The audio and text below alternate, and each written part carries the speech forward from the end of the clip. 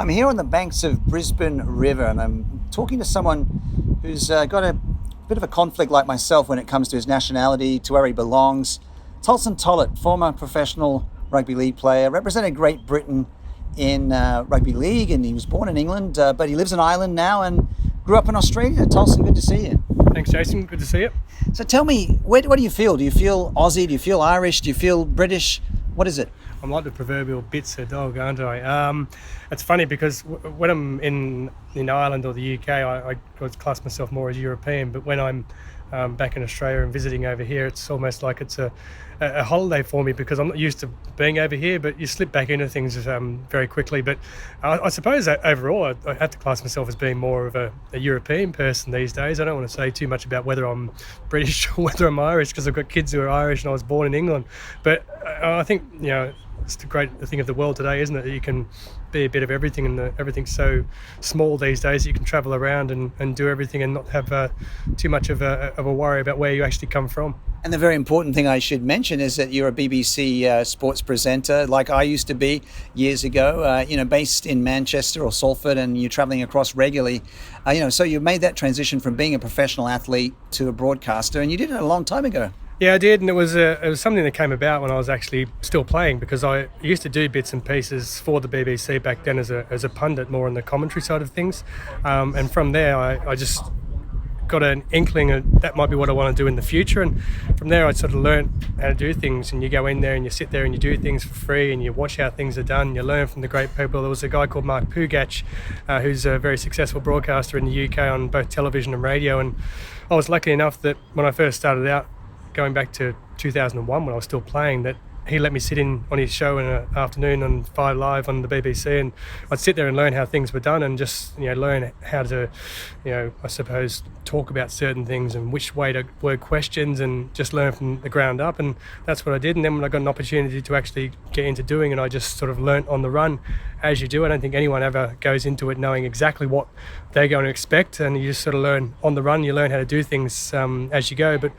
from a point of view of getting into it, I was a teacher originally after I finished a teaching degree at university, and taught over here in Oz for a year before I moved across to England. And then from playing, I managed to get into doing what I'm doing now. So I was very lucky. I feel very lucky, and I've been able to go to many places in the world in what I do. Yeah, of course, we can see you regularly on BBC World presenting the sports news, and I've seen you when I'm usually travelling, and whether it's Malaysia or India or in the gym, and there's Tulsen. And of course, I'd followed your career as a player, but it's isn't it funny the kind of life that you have, that you are travelling regularly from Ireland to Manchester to work. Your family with 3 kids in Ireland, and you're there travelling back and forth. I suppose it sounds like a bigger thing than it actually is. If you look at it from a Sydney point of view, if you went from, say, Sydney to Newcastle, that's probably the distance I'm travelling, but it sounds a lot more because you've got a body of water called the Irish Sea in the middle of it. So people think I'm a bit mad, but it's a 35-minute flight. You're up and down before you know it, and it's into Manchester, and where I stay in Manchester is only very, a close distance to where the airport is and where I actually work. So it's not that bad a thing, but you sort of have to make a few sacrifices in life. And I'm very lucky. I've got a great wife and kids who I adore, and I'm always around for the big things. And it's just a case of working your life out so that you know exactly what you're doing. And because I do other things away from the BBC stuff as well, it's a case of trying to mix everything in together and try and come up with the best sort of format and how to do things. Here with Tulsen Tollett, who's a broadcaster with the BBC, ex-professional rugby league player who represented Great Britain and also played in Australia's NRL and of course the Super League in the UK. And here we are in Brisbane's river at the Howard Street Wharves. It's so beautiful. I mean, how much do you miss this kind of lifestyle that you walked away from to create your life in the UK and Europe? I do miss it, but I enjoy doing what I'm doing. I really enjoy where I live. Now, the climate is completely different to here, but I guess in a way it makes it a lot more special that when I come back that I've actually got this to look forward to. So when I lived here, you take things for granted a lot in life, don't you, as to where you are many times. I probably do the same now living in Ireland. I probably take a load of things over there for granted, what people come over as tourists and would like to see, and I don't really think about it. But when I come back, it's great because I get to make the most of being back over here. I get to go to lovely places like Queensland, and it's nice and relaxed, and I get to travel about and see so many people. And I'm lucky because having done what I've done for a career in the past, whether it be in sporting or in what I do now in broadcasting terms, you meet so many people along the way, as you well know, and it's nice to be able to try and keep in contact with everyone. It's impossible to see everyone all of the time when you're back, because if you did, you would never get a break. But it's nice to be able to go around and see things and see different things. And went to the Sunshine Coast the past few days. I haven't been there for years. Went up there with the kids and the family. I loved it. I've been able to be here in Brisbane seeing the likes of yourself and other people who I used to either play with, be coached by or work with. So it's just been a wonderful atmosphere. And we did the driving trip up from Sydney and back down, and we get to see people along the way as well. So yeah, it's exhausting, but at the same time, when you walk away, you want to be able to walk away from here and say, do you know what?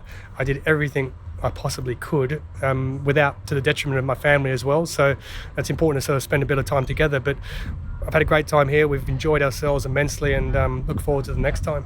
Yeah, of course, as well as doing the hosting for BBC World News, you're also doing commentary for things like Rugby World Cup and Paralympics. You get around a lot. But, we've seen a lot of ex-athletes become broadcasters. In the 20 years you've been doing it, there's been a lot joining the ranks. What do you make of the phenomenon?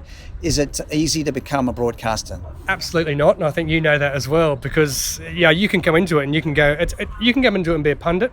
I think it's quite easy. As far as if you know about your particular sport, it's when you take yourself out of a comfort zone and you start looking at other sports and you've got an understanding of them, but it's more about having to ask questions to people and learn how to sort of, you have to exude a certain type of confidence, and you've got to be able to get things out of people, as you well know. So I think it's not an easy thing to get into. It sounds like it's a bit of a laid back way, and you've got, you go and see sporting events, but you don't actually see much of a sporting event when you go to it. You spend your whole time working, you spend your whole time constantly wrapped up in what you're doing, and people say, oh, it must be great, you get to go to all these sporting events like the World Cup, the Major League Baseball World Series, you get to go to NBA games, etc., but you don't really see a great deal because you're so worried about doing your work and making sure you do that correctly. Now, you could go there, watch the game and do everything else and think how pretty it is and how great it is and not do your job properly and walk away, and you probably wouldn't do it again. So I think the main thing is that you have to make sure that you're doing the job properly first and foremost, and to do that you have to have a bit of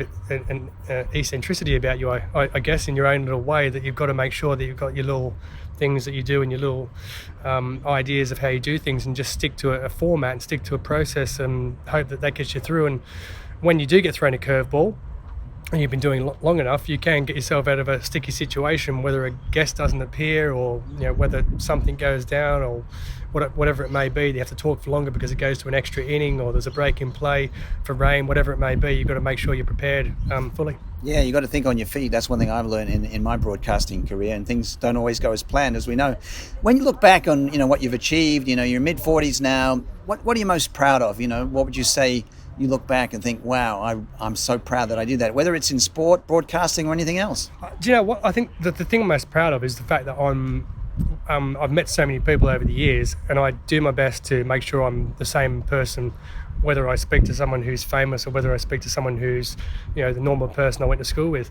So to me, I don't understand stardom and all the nonsense that goes with it, because there are so many people that you see, and people I've played with in the past and have gone to do different things, is that they're quite normal people to start with, and all of a sudden they get these delusions of grandeur, and they think they're a lot better than what they are. And at the end of it, we're just doing a job, and that's all it is. It's a job, whether it be someone who's a carpenter, electrician, me doing this, you doing what you do. It makes no difference, because it's just a job, and you do something to keep people happy. And at the end of it, I work in sport. It's just sport at the end of it. It's just broadcasting. No one dies. It's entertainment, isn't it? It is. It's entertainment. It's about just trying to inform people and try and put a different perspective on things. And if you enjoy doing what you're doing and people enjoy doing what you're doing, then to me, that's the greatest thing I can get out of it. So what's ahead for you finally, would you say, especially with Ireland and the whole Brexit thing and, uncertainty about that, what are you looking forward to in the next few years with your family, with 3 kids under the age of 12 or 12 and under? Well, kids who play sport, it takes up a lot of my time when I am back home. So there's so much of that. I just look forward to my kids, growing up in a society that's sort of tolerant, and that they're enjoying their sport and they're enjoying life and just become good people, and that's what we try to instill in them, is good values in life. From a work perspective, if I continue doing what I'm doing, and there's Paralympics coming up this year, there's other events, the NBA finals I might be possibly going to, so there is and the BBC stuff as usual. There's a Rugby League World Cup that's coming up in the UK next year, so that to look forward to. So just small targets like that and things I look ahead to. I try not to look ahead too far because things change dramatically in life all the time, so I try and just set it out in sort of like 2 or 3 month installments. So if I can do that and I'm happy in what I do and I enjoy doing what I'm doing, then to me it's not a job, it's not a life, it's just enjoying yourself as you go through. Tulsen Tollett, good to talk to you. Keep the Aussie tradition going at BBC World. I'm always happy when I see you on my screen. Jason, absolute pleasure anytime.